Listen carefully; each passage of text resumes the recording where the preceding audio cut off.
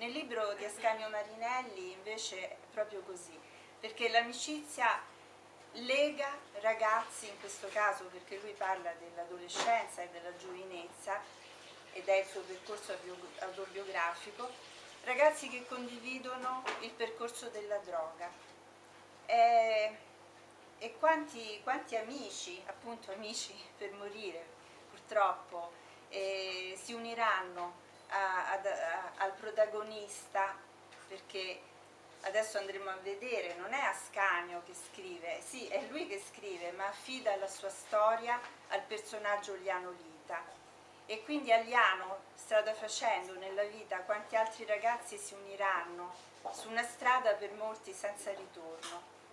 E è interessante vedere come Ascanio affida a un personaggio l'alter ego, che poi è praticamente gli stesso, perché il nome deriva dal soprannome che Ascanio Marinelli riceveva in Germania, lo chiamavano l'italiano, e lui, invertendo le due metà del soprannome, ha creato Liano Lita, che è un nome e cognome plausibile a tutti gli effetti.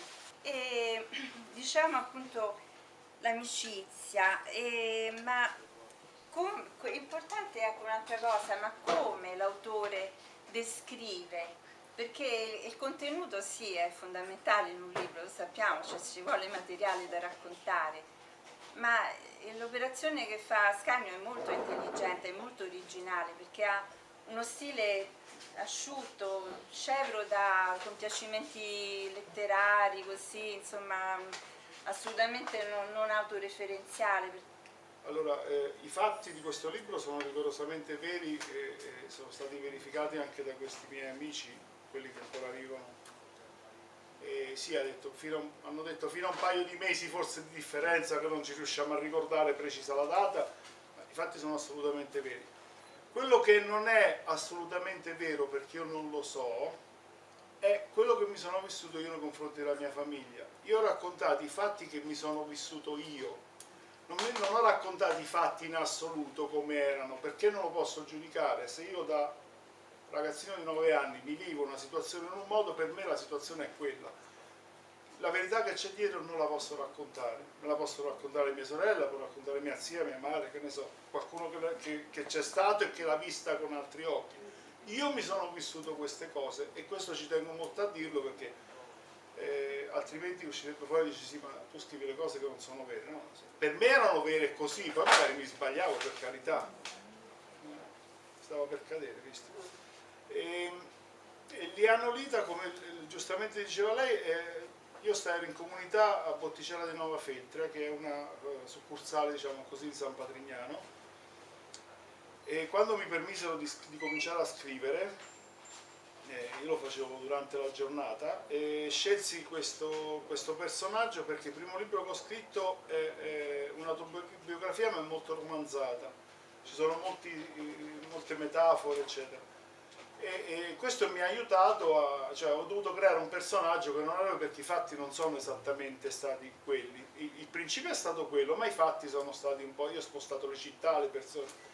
Invece in questo caso mi ha aiutato a vedere, siccome io ne ero uscito da parecchio tempo, mi ha aiutato a rivedere le cose come effettivamente me le sono vissute. Se l'avessi fatto col mio nome forse non mi sarebbe riuscito di reinserirmi in questo periodo, in questi avvenimenti, in questa atmosfera. E di Carlo che cosa ci puoi dire, questo tuo amico? Carlo sta benissimo, sì, sta benissimo. All'epoca era più piccolo di me, c'era un anno meno di me, e noi ci siamo conosciuti, penso che facciamo l'asilo. Se non facevamo l'asilo, facevamo io la prima elementare, lui l'asilo, insomma eravamo vicini di casa, bene o male, e ci conoscemmo da piccoletti. E poi siamo cresciuti insieme, nonostante i miei genitori fossero assolutamente contro questa amicizia.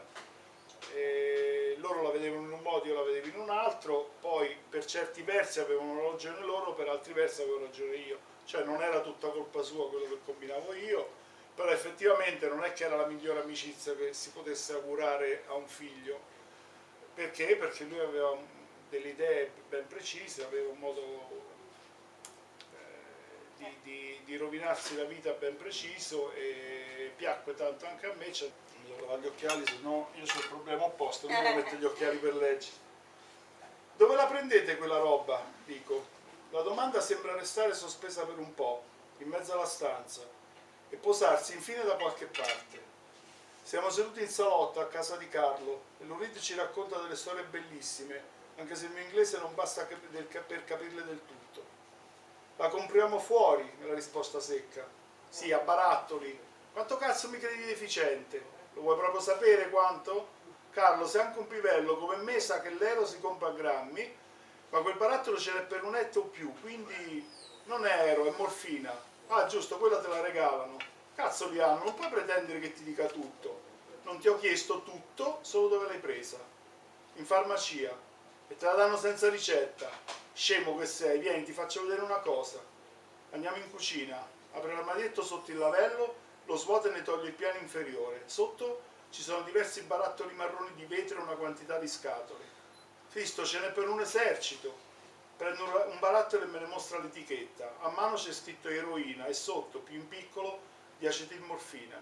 Su un altro leggo cocaina cloridrato e su un terzo codeina, etilmorfina.